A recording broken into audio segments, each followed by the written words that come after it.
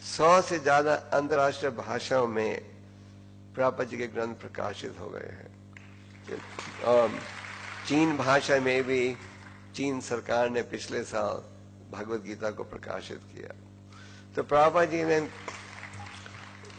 जी ने एक ऐसी योजना बनाई है कि ये संस्था और 10,000 सालों के लिए समाज को मार्गदर्शन देते जाएगी।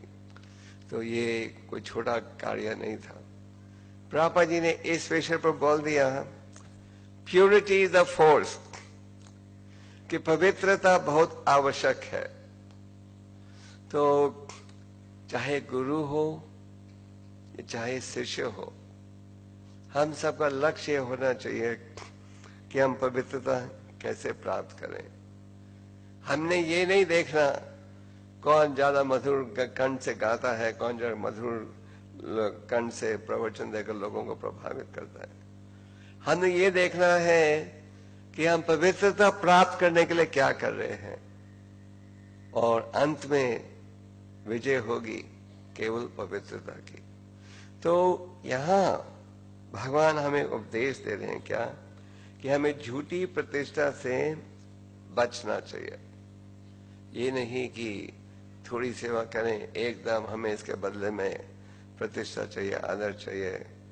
और आगे कह रहे हैं, यही नहीं सोचना कि तुम हो कर्ता।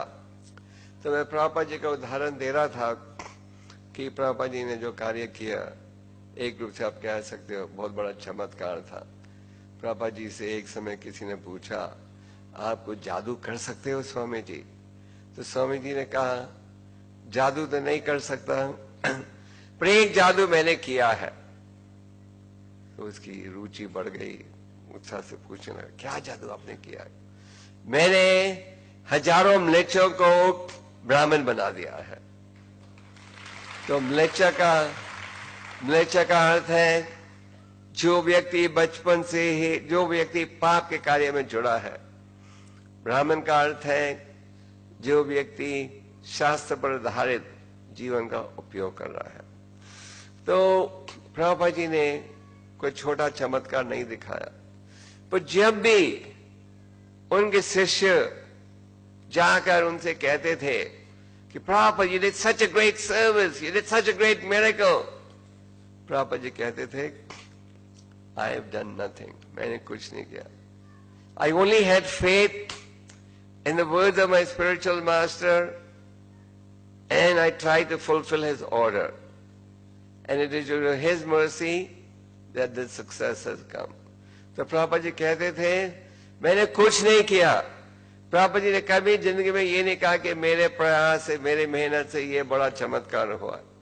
प्रभुपाद जी हमेशा कहते थे कि मेरे में केवल एक ही गुण था, मुझे अपने गुरु के वचनों में पूरा विश्वास था और मैंने गुरु के वचन आदेश का पालन करने का प्रयास किया और गुरु की कृपा से ये सफलता प्राप्त हो रही है। प्रभुपाद जी ने कभी ये नहीं सोचा कि मैं हूं कर्ता और मेरे प्रयास से ये सारे विश्व में ये आंदोलन फैला है। तो हमें इसे सबक सीखना चाहिए। कई बार हम थोड़ा सा प्रचार करते हैं, थोड़ी सफलता प्राप्त करते हैं, तो एकदम आसमान में हम पहुंच जाते हैं कि हमने इतना बड़ा चमत्कार किया।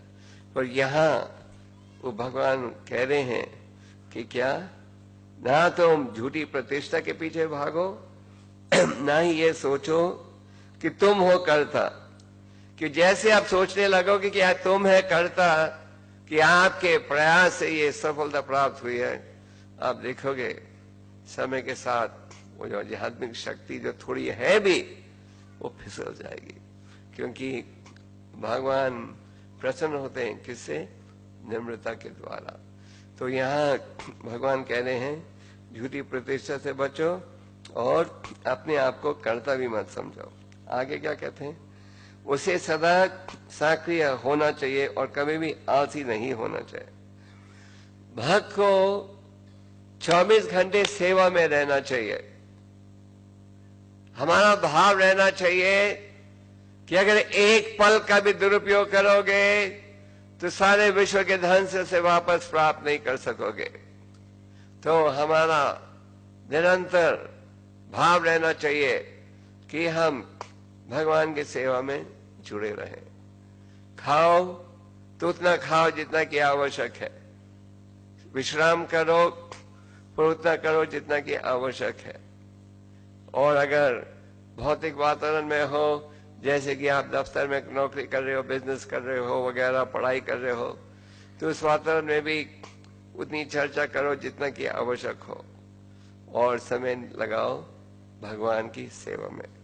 भगवान की सेवा का क्या है साधन? सबसे उत्तम सेवा जो हम निभा सकते हैं वो है भगवान के दिव्य नामों का उच्चारण। कई बार भक्त आकर पूछते हैं हमें कोई सेवा दीजिए, तो हम कहते हैं कि सबसे आवश्यक सेवा है कि आप अपना 16 माला का जाप करो और अच्छी तरह करो। एकादशी और शुभ दिनों पर हो सके तो 25 माला का जाप करो।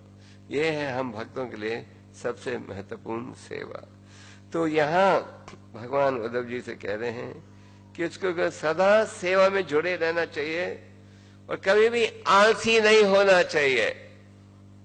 चाहे आप फुल टाइम भक्त हो, ब्रह्मचारी या सन्यासी, चाहे आप गृहस्थ भक्त हो। जैसे इस सभा में अनेक ब्रह्मचारी उपस्थित हैं और कई उपस्थित हैं जो विद्यार्थी हैं, जो धंधा करते हैं, व्यापार करते हैं, घर की देखभाल करते हैं। तो भगवान की सेवा में हमें आलसी नहीं रहना चाहिए। हमें ये सोचते रहना चाहिए समय भगवान का प्रतिनिधि है। भगवान गीता में कहते हैं time I am the destroyer of everything. समय जो है मैं समय हूं, और समय जो है हर चीज को नष्ट कर देता है। तो हमें सदा व्यस्त रहना चाहिए। इस समय हम एक युद्ध के मैदान में हैं। युद्ध हो रहा है किसके साथ? माया के साथ। जैसे युद्ध के मैदान में हर सेनापति को बिल्कुल तैयार रहना पड़ता है कि नहीं? वो विश्राम नहीं कर सकता, कोई बेकार की बातें नहीं कर सकता, किसी समय भी दुश्मन की गोली उसे लग सकती है।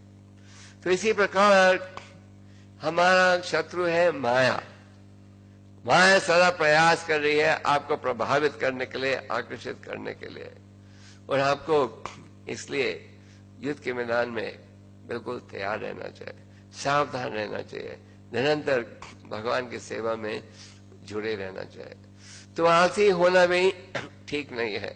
आलसी होना मतलब कि आवश्यकता से अधिक विश्राम करना, आवश्यकता से अधिक भोजन खाना इत्यादि।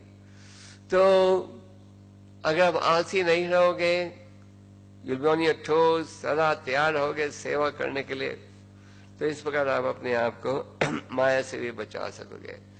जैसे कि चैतन्य चरितामृत में कहा गया है, कृष्ण सूर्य सम माया है अंधिकारा, यहाँ कृष्ण ताइनी माया अधिकारा। जहाँ कृष्ण है वहां माया का प्रभाव नहीं रहेगा। जिस प्रकार जहां सूर्य है वहां अंधेरापन प्राप्त नहीं होता। तो अगर आप भगवान की सेवा में लगे हो, जाप कर रहे हो, सेवा कर रहे हो, तो आपको तो माया आपको किसी रूप से भी प्रभावित नहीं कर सकेगी। तो आगे वो क्या कहते हैं भगवान? उसे समस्त इंद्रिय विषयों के ऊपर के भाव से त्याग देना चाहिए। मतलब कि भक्त को सदा ये सोचना चाहिए, अगर संपत्ति भी है, धन भी है, किसका स्वामी कौन है? असली मालिक कौन है? परम भगवान। मान लो भक्त गृहस्थ आश्रम में है, पत्नी है, बच्चे हैं, घर है इत्यादि, तो किस प्रकार का व्यवहार होना चाहिए? ये व्यवहार होना चाहिए, ये भाव होना चाहिए कि हम पूरे खानदान ने भगवान के धाम लौटना है। गृहस्थ आश्रम का अर्थ है वो स्थिति जिसमें पति पत्नी एक साथ रहते हैं, पर उनका भाव है भगवत प्राप्ति। और अगर बच्चे हैं, औलाद है, तो उनको भी माता पिता ये चाहते हैं ये दिव्य ज्ञान दें जिसके द्वारा उनका उद्धार हो। जैसे कि भगवान